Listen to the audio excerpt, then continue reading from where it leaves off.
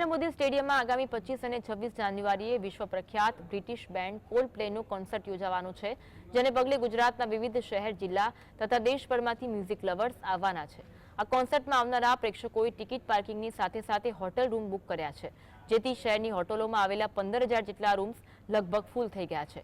આ સ્થિતિને કારણે સ્ટેડિયમ પાસે આવેલા છાપરાવાળા ઘરોમાં પણ કોલ્ડપ્લે પ્રેમીઓ અમુક રૂમ બુક કરી રહ્યા છે। મહત્વનું છે કે નરેન્દ્ર મોદી સ્ટેડિયમ સામે 400 થી 500 નાના મોટા ઘર આવેલા છે, જ્યાં ભારત ઓસ્ટ્રેલિયા વચ્ચે રમાયેલી વર્લ્ડ કપ 2023 ફાઇનલ સામે પણ આસપાસના રહીશોએ રૂમ ભાડે આપ્યા હતા, જેને આપણે પ્રેક્ષકોને સ્ટેડિયમથી નજીક જ રહેવાની સુવિધા મળે છે અને આસપાસના લોકો નાના મોટા ધંધા દ્વારા કમાણી પણ કરી શકે છે।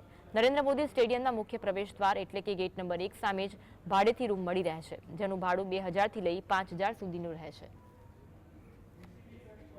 તો અહીંયા આવે છે, ઘણા લોકો આવે છે, પણ ખાલી હોતા નથી અને હોય એટલે આપે છે।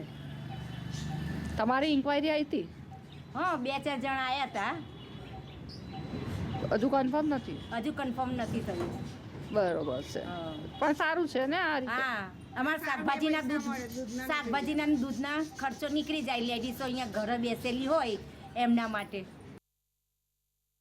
पर जो प्रोग्राम है स्टेडियम में, तो उसके हिसाब से यहाँ पे चारों बाजू होटलें जो हैं वो सब बुक हो गई हैं और किसी को रहने की व्यवस्था नहीं है, इसलिए यहाँ पर आजू बाजू के एरिया में सब मकान ढूंढने के लिए आते हैं और जिसके पास है मकान खाली वो अपना मकान किराए पे देते हैं।